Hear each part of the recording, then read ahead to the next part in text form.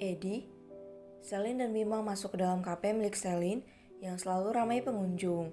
Kedatangan mereka langsung disambut oleh bawahan Selin yang tak pernah melihat Selin membawa laki-laki atau satu mobil dengan laki-laki. Apalagi pria itu adalah pria yang sama saat Selin diselamatkan beberapa waktu lalu. Wah, akhirnya Bu Selin bawa cowok, mana ganteng lagi, ucap pelayan kafe yang sedang membersihkan meja. Syukurlah jadi ada yang melindungi Bu Selin, ucap Adit sambil menatap Selin yang berjalan dengan tatapan dingin bersama Bima menuju ruang kerjanya.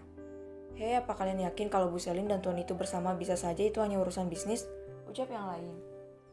Mau urusan bisnis, mau hubungan pribadi juga terserah mereka sih. Kita mah harus kerja. Udah, jangan ngegosip lagi, ucap Adit sambil melanjutkan pekerjaannya.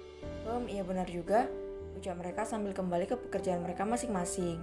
Selin panggil seseorang saat Selin masuk dan berjalan di antara para pelanggan. Selin yang mengenali suara itu langsung berbalik. Ya, siapa?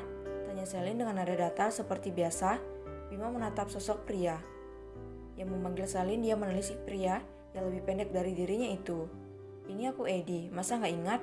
Ucap Edi ingin menjabat tangan Selin, tetapi tangan Selin langsung digenggam oleh Bima, membuat Selin dan pria itu sedikit terkejut. Dia sedang alergi, tak bisa bersentuhan dengan orang asing, ucap Bima dengan wajah datarnya. Tak apa, lepaskan saja, ucap Selin yang merasa tak enak dengan perlakuan Bima yang tiba-tiba.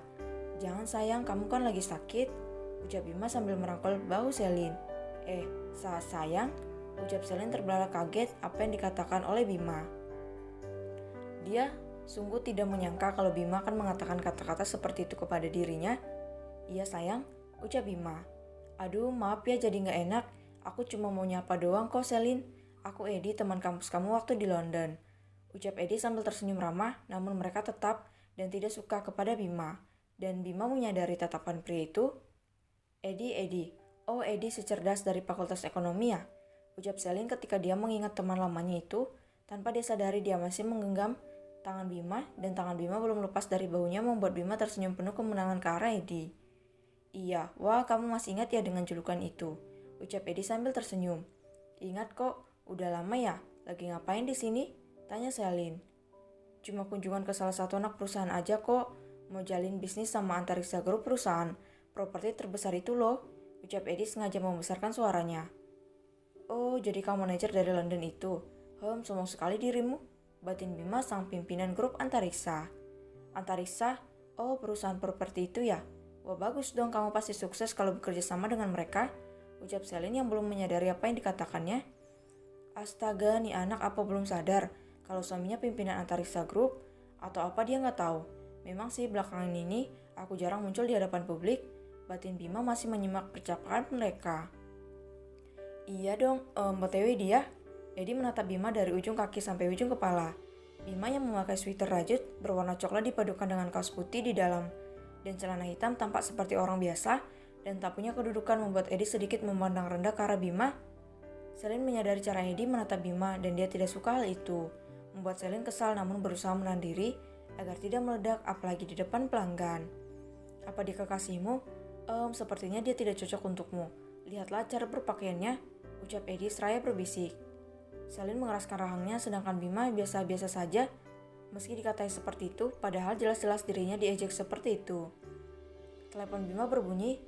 Cel, aku angkat telepon dulu ya, ada urusan sedikit, bisik Bima yang dibalas anggukan kepala oleh Selin, sedangkan Edi terus menatapnya dengan tatapan merendahkan dan itu semua tak luput dari mata Selin. Maksudmu bagaimana? Tanya Selin sambil menarik kursi dan duduk di meja pelanggan itu.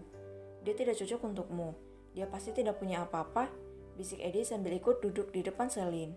Kenapa begitu? Tanya Selin yang masih berada dalam permainan bodohnya.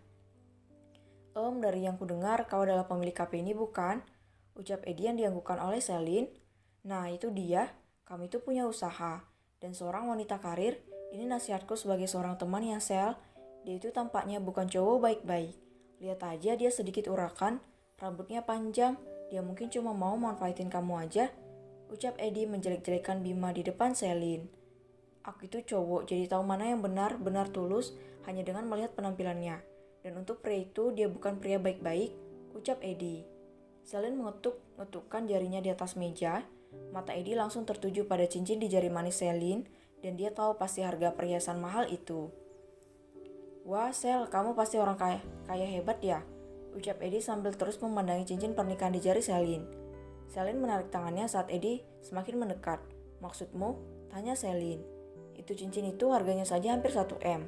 Ucap Edi yang membuat Selin sedikit terkejut dengan harga yang dia pikir cuma cincin berharga sekitar 2 jutaan itu. Pokoknya aku nasihati kamu jangan mau sama pria tadi. Dia bukan pria baik-baik, dia cuma mau manfaatin kamu. Ucap Edi lagi. Para pelanggan yang mendengar ucapan Edi menjadi kesal karena pria itu menjelek-jelekan orang secara terang-terangan. Ini termasuk penghinaan? Selin memasang wajah datar dan dingin. Edi terus saja melanjutkan omong kosongnya. Selin mengeraskan rahangnya saat Edi terus-terusan mengejek Bima padahal mereka baru saja bertemu. Dan Selin ingat Edi hanya karena diingat oleh pria itu. Jika tidak dia mungkin saja tak ingat dengan pria itu. Kau ternyata banyak bicara ya? Ucap Selin.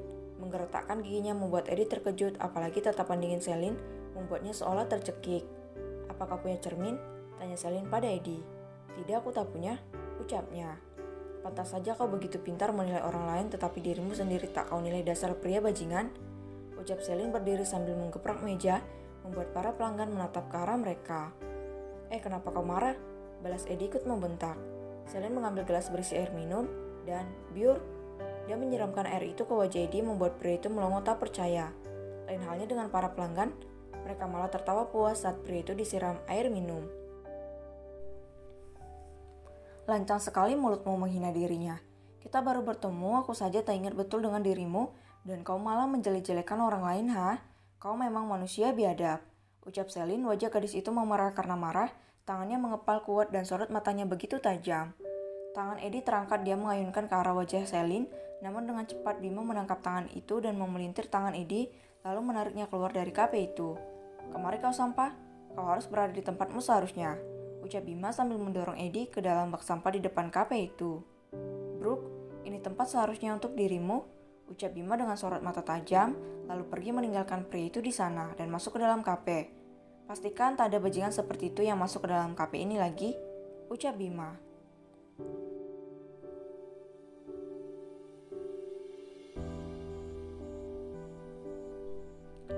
Jalan. Bima melangkahkan kakinya masuk ke dalam kafe setelah mengusir pria itu secara paksa. Para pelanggan yang melihat aksi terkagum-kagum dengan pria tampan berambut gondrong itu. Kamu gak apa-apa kan? Tanya Bima pada Selin yang tampak menatapnya dengan mata berkaca-kaca. Entah apa yang dipikirkan gadis itu. Gak apa-apa, ucap Selin pelan. Bima tersenyum lalu menggenggam tangan Selin. Kesempatan? Kekeh Bima di dalam hati sebab dia bisa mengambil untuk lebih dekat dengan Selin. Sejujurnya sejak di dalam mobil tadi dia selalu memikirkan tentang kontrak pernikahannya dengan Selin dan itu benar-benar mengganggu dirinya. Aku tak akan melepaskanmu Selin, batin Bima. Ya sudah, yuk ambil barang-barangmu. Hari sudah mulai gelap, yang lain sudah menunggu di rumah Aiden. Kita akan ke rumah Aiden. Sementara ini karena kondisi di rumah besar Park, ucap Bima. Baiklah, jawab Selin, pelan membuat Bima sedikit bingung. Ada apa? Tanya Bima. Kita bicara di ruanganku saja, ucap Selin. Mereka berdua berjalan bersama dengan tangan Bima menggandeng tangan Selin. Mereka masuk ke dalam ruangan Selin. Tingkah mereka membuat para karyawan penasaran dengan siapa sebenarnya pria itu. Kenapa dia menyakitimu tadi? Tanya Bima sedikit bingung. Tidak, tapi apa kau baik-baik saja? Kau mendengar kata-katanya tadi kan? Dia mengejekmu. Apa kau baik-baik saja? Tanya Selin dengan tatapan mata khawatir dan terlihat sangat tulus. Oh, jadi ini tentang aku? Ucap Bima. Tenang saja, aku tak apa. Akan ada waktunya membalas ucapan sombongnya tadi. Tunggu saja, aku akan menunjukkannya padamu, ucap Bima sambil menepuk pucuk kepala Selin, membuat gadis itu merona menundukkan kepalanya. Wah, esnya sepertinya sudah mencair, gumam Bima. Aku ambil barang-barang dulu, ucap Selin berusaha bersikap seperti biasa, meskipun sifat Bima benar-benar membuatnya gugup. Baiklah, ucap Bima. Beberapa menit Selin beres-beres membawa barang yang dia butuhkan. Setelah itu mereka melaju menuju rumah Aiden sesuai dengan kesepakatan mereka sebelumnya bahwa mereka akan tinggal di rumah Aiden untuk sementara. Apa kalian selalu tinggal bersama? Tanya Selin sedikit penasaran dengan hubungan Bima dan yang lainnya. Ya, kami tinggal bersama sejak Luna hadir di antara kami semua, ucap Bima. Luna? Ucap Selin. Ya, Luna adalah adik perempuan kesayangan kami. Sebenarnya masih ada lagi anggota keluarga yang lain. Hanya saja mereka tinggal di Korea dan Australia. Mungkin dalam waktu dekat akan kembali, ucap Bima. Apa kalian semua bersaudara? Tanya Selin.